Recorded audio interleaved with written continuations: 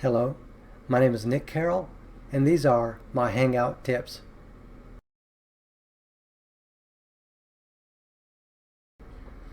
Before we go any further, I just want to clarify that the bulk of my advice applies to any sort of video conferencing, but in particular, I'm focusing on Google Hangouts here since this is a video being recorded on YouTube, but this can apply to the bulk of any sort of video podcast, video conference, video recording, etc. So with that said, let's get started. Oh, and one other thing I wanted to mention, previously on this video channel, I recorded a little 4-minute video highlighting my current setup of my video studio, which is essentially just my bedroom, but I wanted to kind of give a view of what this all looks like. So what you're seeing here, you can reference that video if you like. Go watch that, then come back here and watch the rest of this video. Okay, so here are my tips in no special order. First and foremost, I wanted to mention clean your room or clean your office or clean the area. Basically anything that's going to show on camera, you want to basically make sure that that area is clean. If you have a bunch of clutter, a bunch of distracting items all on screen, that'll pull attention away from you. So that's what you want to focus on. Let's see, you want to try to make a more pleasant viewing experience for our audience, and anything you can do to put the focus more on you and less on everything around you, that's something that I recommend. Another thing that'll do for you is that'll actually reduce stress on your end. That's one less thing you have to think about. All you should be focusing on is like the story that you're telling, the information that you're relating, whatever you're basically relaying across, that's what you want to focus on. Number 2, dress appropriately. It's one thing to have like ripped t-shirts, ripped jeans, any sort of, sort of staining on your material if it's like part of like, the set essentially, if you're doing something unique or particular. But generally speaking, you want to essentially have clean clothes, and you don't want to have any sort of a visual distraction on your appearance. You want to try to present, a nice, somewhat professional, semi-professional, whatever, just a more, maybe even a casual appearance is what you want to present. But the main thing is you want to look clean, not just be clean. And maybe to clarify, maybe like just a nice set of clothes to put on that represents what you're trying to go for. If you're like, a member in a grunge band or dubstep, your type of apparel is going to be different than someone that's into country music, or someone that's maybe professional, maybe an IT professional or a music professional, or some sort of, you have to basically dress appropriate for what you're trying to present. Number 3, and this is one area I highly recommend you don't shortchange yourself here, get a high quality webcam. I'm sure a lot of us have been there. They've tried using maybe a VGA webcam, 0.3 megapixels, you're looking at like 640 by 480, maybe that's cropped to 640 by 360 on YouTube, to get the widescreen aspect.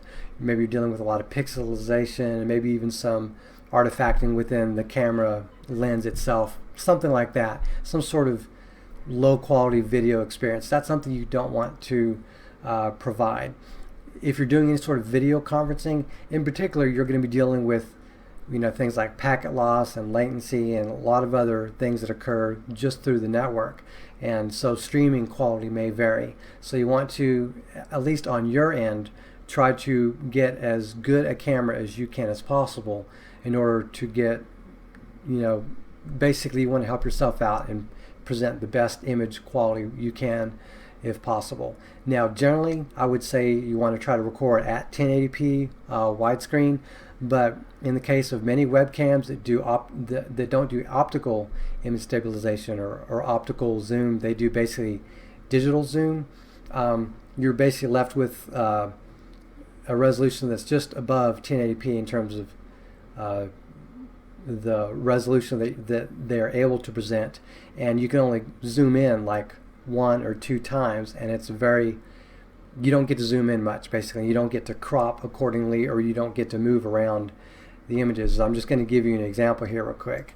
So I'm moving this around, up and down, zooming out, or zooming in and then zooming out. By using a resolution like 720p as opposed to 1080p, you can do a little bit better cropping and zooming and focusing of an image to give a better presentation. So I'm going to zoom out all the way and give you an idea of why I have it zoomed in. Now you see all this extra surrounding area. You see this wall over here. You see a little bit more both these doors. You see, like, the vent up here, and you see the fan. Even if it's spinning, that can be a little bit of a distraction.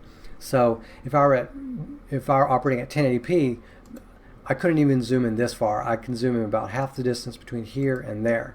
But when I set it to 720p, I can zoom in even further. And look, I've eliminated all the distracting borders, and you'll see over here I've got I've got it lined up just fine. So that's one of the advantages of streaming at 720p, or at least setting your video webcam resolution at 720p, is you can control the cropping and positioning of the image. So for me, this is a compromise. I'd love to do 1080p, but considering the constraints of my room and where I have my desk and everything, 720p is what works best for me and allows me to move it the way I want to. So that's just giving you an idea of two things, basically. One is you want to try to get the best webcam you can, because that gives you a little bit of a room for error in case you have to crop and zoom and do anything like that. So that's basically it. Number 4, and I would put this really close behind the webcam advice in terms of high quality webcam advice. But number 4, as time and money permits, get a high quality microphone. The best you can get, relatively speaking.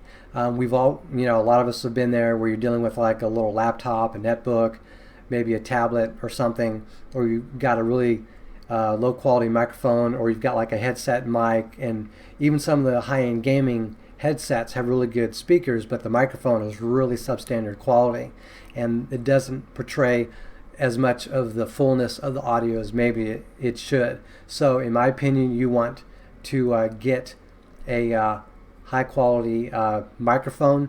I'll just tell you, for example, the microphone that I'm currently using is made by a company called Blue, and it's called a Snowball microphone, and I bought it for $70 off Amazon, and I basically ordered it, came to the house, and I've been using it for nearly a year now.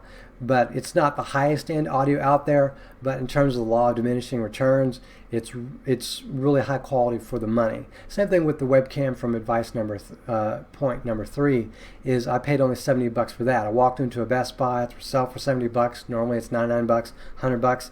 So I basically picked it up and bought it and set it up the day before.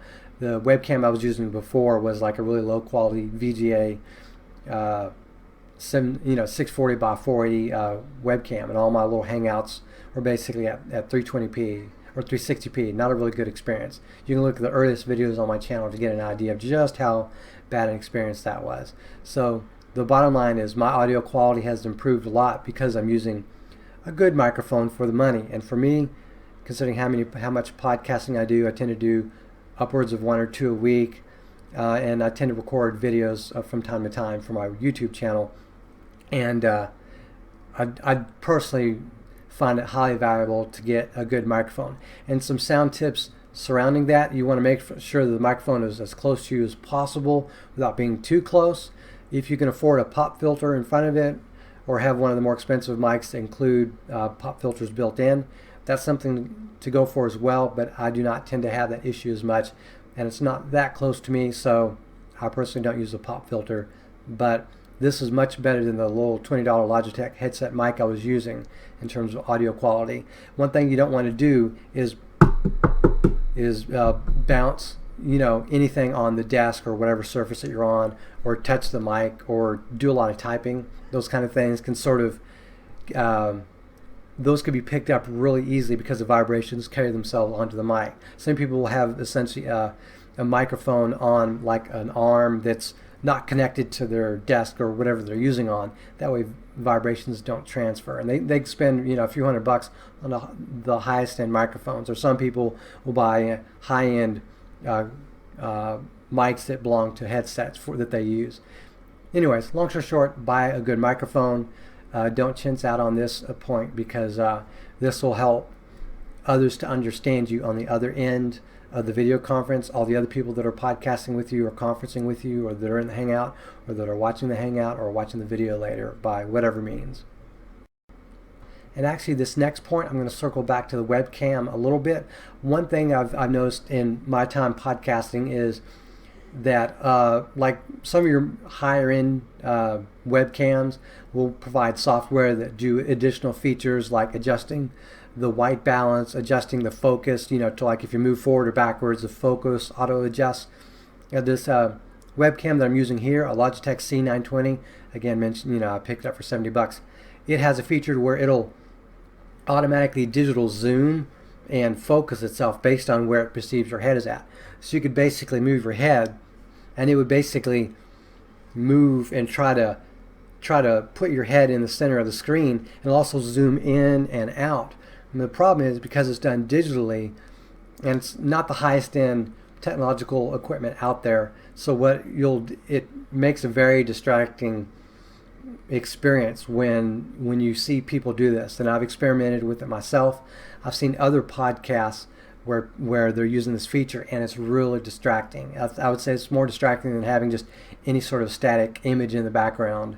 Most static images or any sort of real ordinary distraction that's in the background, because it's to some extent not just the background or the foreground, it's like the entire experience of what you're viewing. In my opinion, those kind of features are not worth doing. The Logitech C920 also has a feature called Right Light. And what that'll do is that'll automatically adjust the brightness and the darkness of the screen based on the ambient lighting. And between that, and there's also another feature, it's, let me see if I can see what it is here.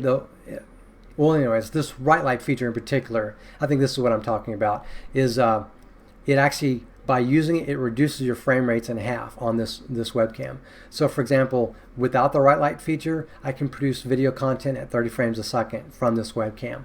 The instant I use this Right Light feature on by itself alone, it cuts the frame rate in half and it defaults down to 15 frames per second. So what that does is when you're moving around like this, you get more choppy frame rates. If you can imagine, kind of a blinking kind of effect, it's a little more noticeable when you have that. So in my opinion, you want to disable as many of the features as possible that your webcam can provide, because they do things like distract from the image, or they reduce the quality of the video in one way or the other, such as reducing frame rates or anything like that. Also, if you have a slower computer, you can actually drive up the processor utilization of that computer by running all these features. So I only use two features personally using this webcam. One is a feature called Right Sound, which doesn't affect video frame rates at all, and it slightly makes sure that the audio quality doesn't peak too high or peak too low.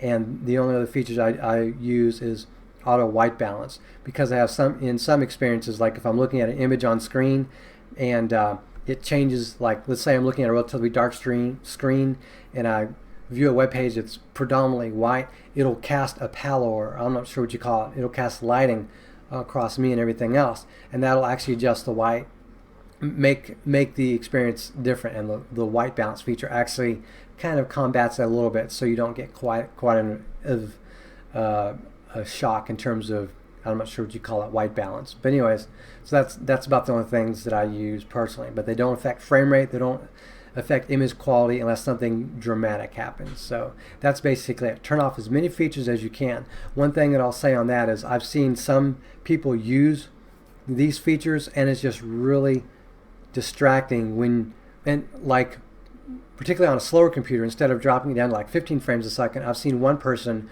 they're basically recording their video and then posting it later on YouTube. Looking at their video, it's like a slideshow. It's like really bad. So that's basically it. Oh, and that feature that I talked about that automatically crops and zooms, that's called Follow My Face. Turn that stuff off. It's really distracting, and in my opinion, has no value. Get that image cropped the way you want it and leave it there. This also applies to, like, in terms of video, in terms of what everything looks like. So tip number 6 is adjust lighting. You want to make sure that the lighting for your situation is as optimal as possible. you'll notice that behind me there are no lights. You'll notice that above me or off to the side are no lights. I'm not looking directly at a light either. What I'm doing in my particular case is I have a camera, and not a camera, but I have a lamp right over here, and I have a lamp right over here. And these are basically on both ends of my monitor, but pushed out a little bit so they're not interfering with my vision or anything. And these lamps have lampshades over them that actually sort of soften the light, so you don't get like these harsh shadows on my face. It's not perfectly balanced. Like you'll notice that this face is a little bit dark. This side of my face is a tiny bit darker than this side of my face. But for me, that's acceptable. And actually, look where the shadow is. You see there's a shadow there, and you'll see that there's a little bit of a shadow here. So anyways, like this wall over here, this corner where my desk is at, there's a white wall. And then over on this side, there's basically a curtain that's dark. So what I do have to counterbalance that slightly is against the white wall is a dark lampshade. Against the dark curtain is a relatively white lampshade. So it provides a little bit of a better color balance. But one thing you'll notice with this lighting is all the lighting goes this way. It basically casts behind me. You'll notice that there's no lens flare effect behind me. You'll notice there's not a lot of harsh shadows cast on everything. And so I technically have 3 lamps in this room. I have a lamp way on the other side of the room in the corner over there on my wife's desk. So these lights combine to sort of better light up, the camera, so that the focus is more on me and less on the stuff behind me. Yes, I have stuff here behind me that's in the background, but that's all background. That's not where you want to focus on. You want to focus on the person in front of you. You want them to be able to see you first and foremost. So the camera is focused on me, and all the lighting is essentially on this side of the room going this way. I've seen plenty of podcasts and hangouts and other stuff like that where someone's on like a little laptop, they're sitting in bed and they're looking down and it's cast up behind them and there's like a lamp behind them. I've seen one person have a lamp directly behind them right here, and then the fan is spinning around them, so this weird halo effect. And they do like a 2-hour podcast. This guy's, got that going on. So you want to adjust the lighting to where the lighting is in front of you. And in my opinion, you want multiple lights. I've seen some people where they have a fluorescent light essentially above their monitor up there, and it kind of does the same kind of effect. In my particular situation, I do not have a desk with a section up there, and I did not want to install a light up above there. So I have 2 lamps, and honestly these are like inexpensive lamps. It's like a $8 lamp, $7 or $8 lamp, and then the lamp shades are like $4 each. And of course it's a soft 40 watt light bulb that I'm using in each one, as well as the lamp over there. So I do have actually, like I'll pan up here, you'll see it up there. I do have actually a light I could use here, and over here I have a bathroom light that I could essentially use as well, but all that's off because I want all the lights in front of me so that the lighting casts on me. There's no shadows, you're not seeing a shadow in front of me or any sort of lens flare or halo effect. And number 7, I'll specifically point this out.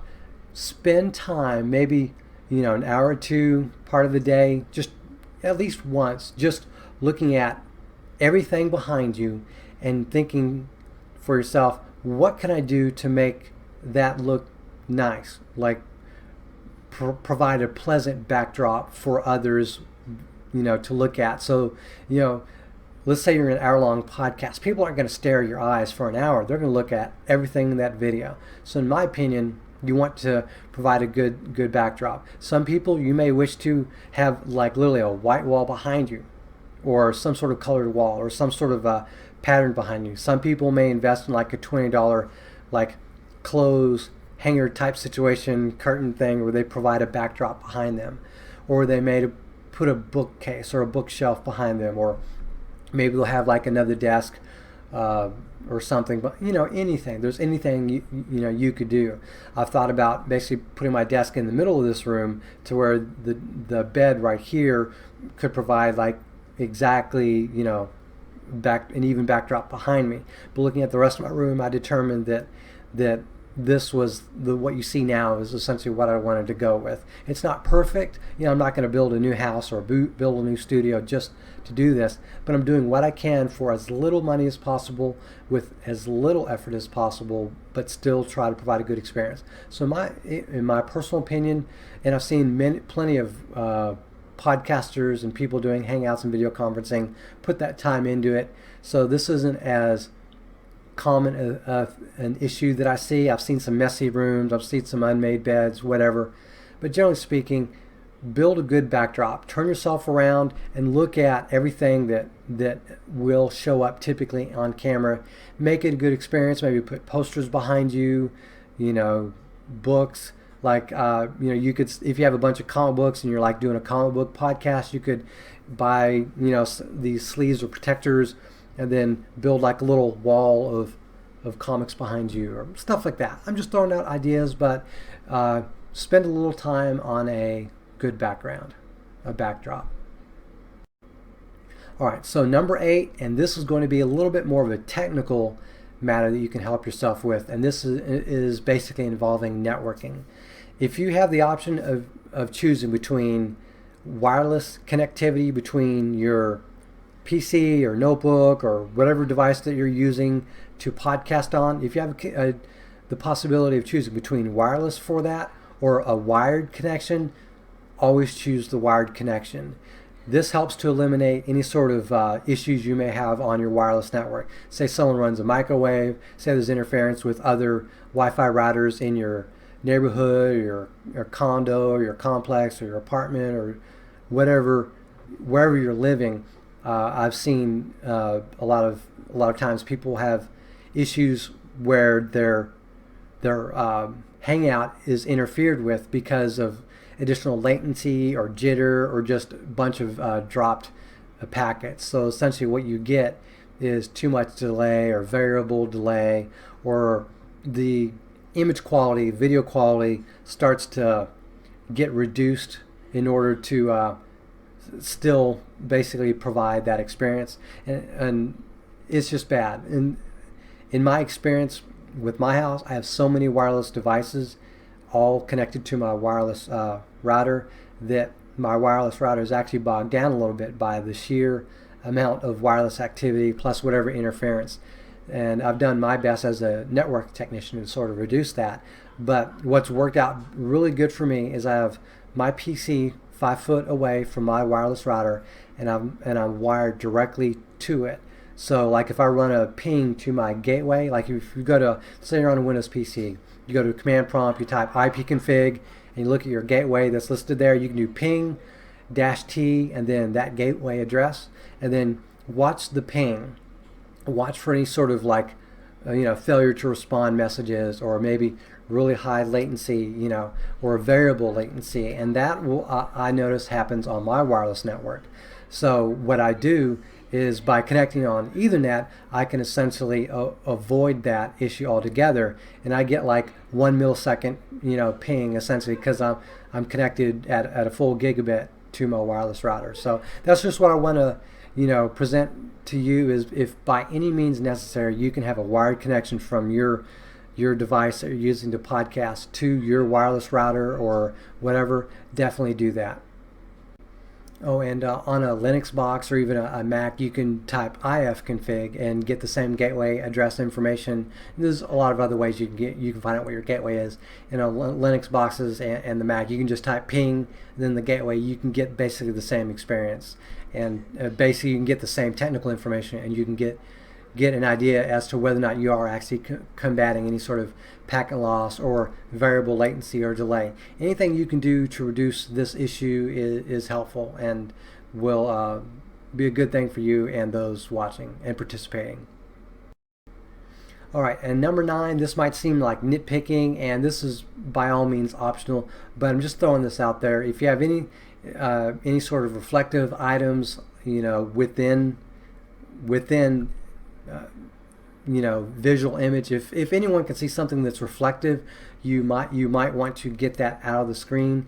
And just for example, if you're wearing glasses, maybe you're comfortable or used to wearing glasses, but you don't necessarily need them, in my opinion, consider not wearing glasses. Again, it's just a consideration. This is not to be mean or offensive or anything like that, but I've seen a lot of podcasts where someone's wearing glasses and you basically are looking at their screen on both pair of glasses, or maybe one, but often both, like where you're looking at their entire screen. You're like this.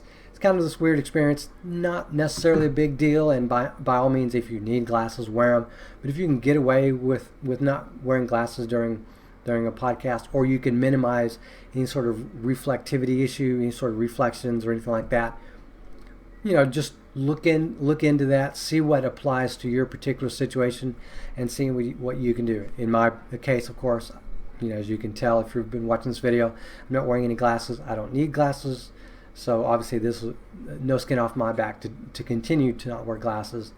But just throwing this out, if you've got glasses or any sort of reflective surfaces, mirrors, windows, whatever, anything that actually causes a glare, see about minimizing or reducing that, or eliminating it entirely if at all possible. So throwing that out there.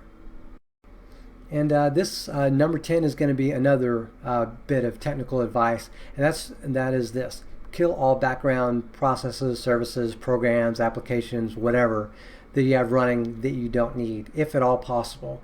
This helps eliminate the chance of, say, a rogue application hogging a bunch of memory or processor cycles, and maybe causing complications for your video podcast or your Hangout or whatever. Let's see. Also, you have a chance of increasing latency and delay from doing that as well.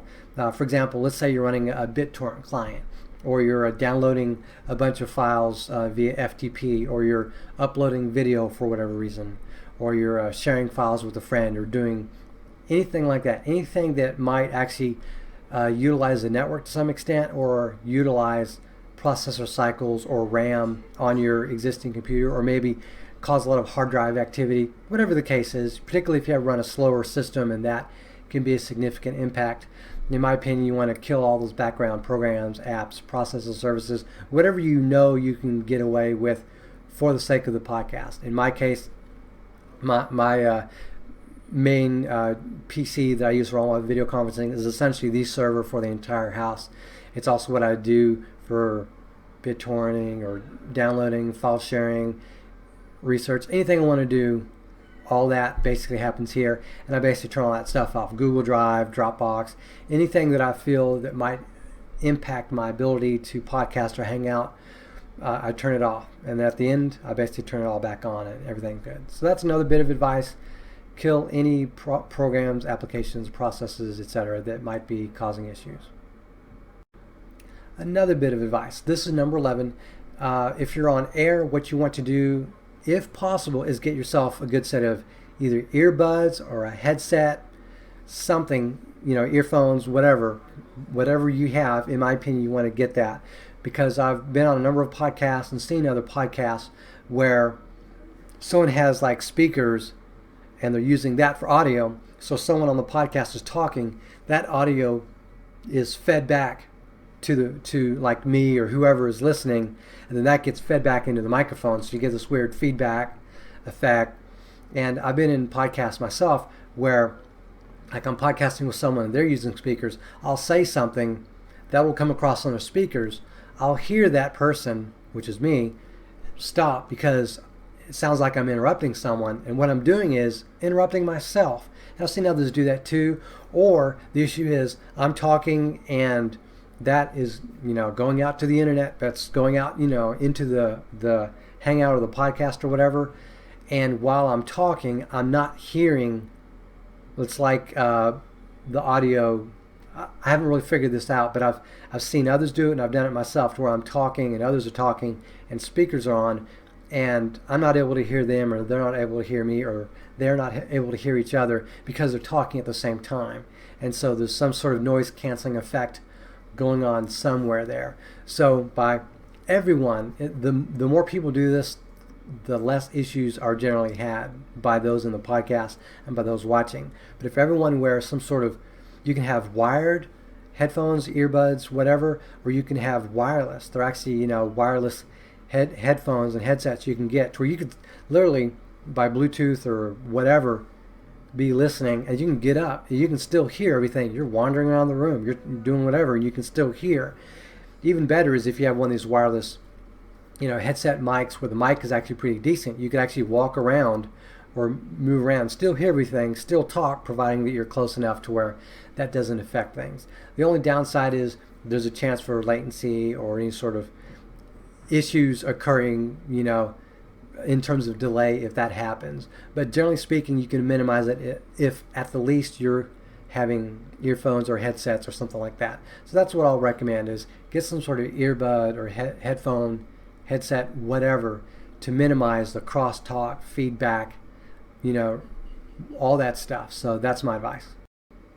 Okay, so this bit of advice, number 12, will apply more specifically to Google Hangouts, but you want to, if at all possible, use a lower thirds. A lower thirds is essentially like a banner that appears in the bottom third of the screen that basically is like your name, maybe a logo, maybe the podcast name, or maybe a description of what you do, your job title, maybe a Twitter URL, Facebook, Google Plus URL, YouTube page, whatever, email address, website that you are on, whatever. By whatever means you can, if you can use the lower thirds feature, by all means do it. There may be other custom third-party tools out there you can use to provide a lower third experience, but the Google Hangouts, for example, does have a lower thirds option that, in my opinion, you enable. For the 2 podcasts that I do, I actually have saved presets. So if I'm on one podcast, I activate one preset, and there's the color banner and everything else, the logo and everything that's for that one. And then on the other podcast that I do, another banner will come up. So that's my advice. If at all possible, use a lower third. And no doubt, in my mind at this point, but advice number 13, you've probably experienced so far in me making this video. But if other people are in the house, try to have them be quiet or move elsewhere or whatever. For example, my living room is on the other side of that door, and there's not like perfect soundproofing between this master bedroom and the living room out there. So essentially, if there's like movies going on, games that are being played, or my wife is serving up dinner and the kids are all running in the room and everyone's happy and laughing or whatever, quite frankly, that audio is going to come through, and there's not a whole lot you can do about that. I've experimented with setting aside a closet for that kind of experience, but unfortunately that counteracts a previous lesson or a bit of advice that I've given previously.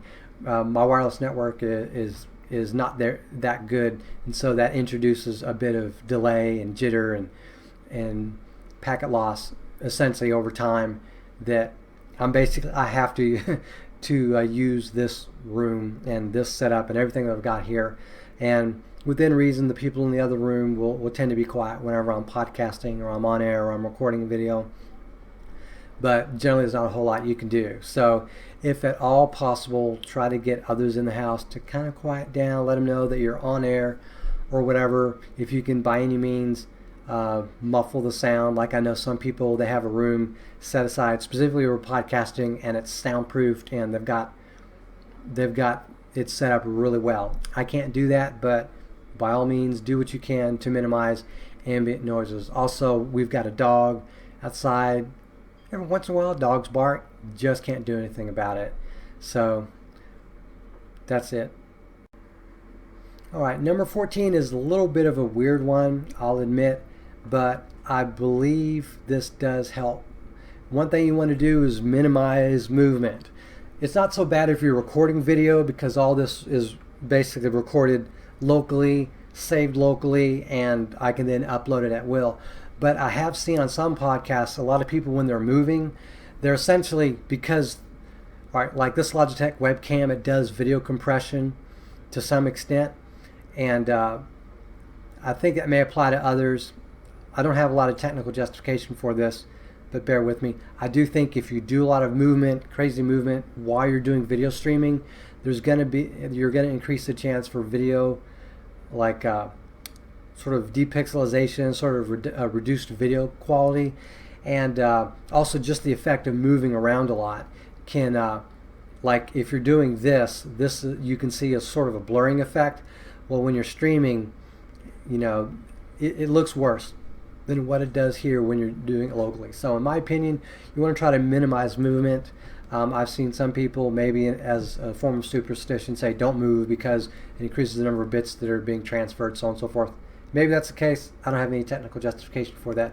Bottom line is minimize movements when possible. You don't have to be completely inert or rock solid and not move. Do what you can to provide a relatively stable viewing experience for others and maybe potentially minimize technical difficulties in streaming video. Number 15, and this will apply particularly if you have a slow network connection or very low bandwidth, is you want to use the slider that's up towards the top, typically on the Hangouts page, basically the video that the page that you're using in the web browser to actually do the video conferencing for Google Hangouts. There is a slider that you can auto adjust the quality settings. I'm going to list them for you. Starting with Auto HD, this is the default, and it's basically the most optimal video quality that Google Hangouts can provide. Generally, if you have a 720p webcam and a high amount of bandwidth, you would use this setting. There's Auto, which is one tick from away, and that is basically a reduced connection. That'll work for a lower quality webcam and also requires less bandwidth in order to use. There's a low quality setting, a very low quality setting, and at this point the video gets really pixelated, but there's very low bandwidth requirements for this video stream. And then there's an audio only setting to the other end of the slider, and what that does is it puts your profile picture that you have set up in Google Plus, and that is displayed on screen, and only the audio is displayed, and that's roughly around 20 kilobits of data, give or take, that's required, and all but the slowest connection should be able to use that without issue. If even that isn't sufficient, you may opt for something like Skype or some other method, but generally speaking, and that adds a layer of complication incidentally, patching that into someone that can run that, but generally speaking, the audio only option is the fail-safe. So in this case, if you're forced to use an audio only option, try to choose a Google Plus profile picture that you will be satisfied with, that will be displayed in the Google Hangout. So that's basically it. So what I want to do is ask you this, kind of look in your surrounding area. If you're interested in doing podcasts, what can you do to help yourself provide a better podcasting or hangout or video conferencing experience for others that may either participate in the experience with you or watch it online at the time or watch it maybe later.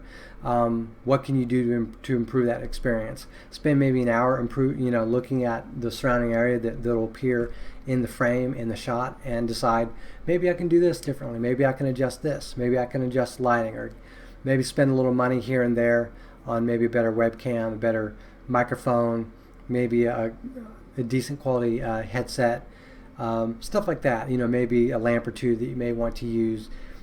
Find what you're using for your particular hangout or podcast and see what you can do to improve your experience. All right. Also, if you have any hangout advice or video conferencing advice or video podcasting advice you want to give to me, maybe I'll include it in a future video. Please leave it in the comments below. Make any suggestions. If you like this video, you're more than welcome to like it. It lets me know that others appreciate this video. If you want to see more videos like this, I'll be making more down the line. So you're welcome to subscribe to this channel. Thank you very much for watching, and have a great day.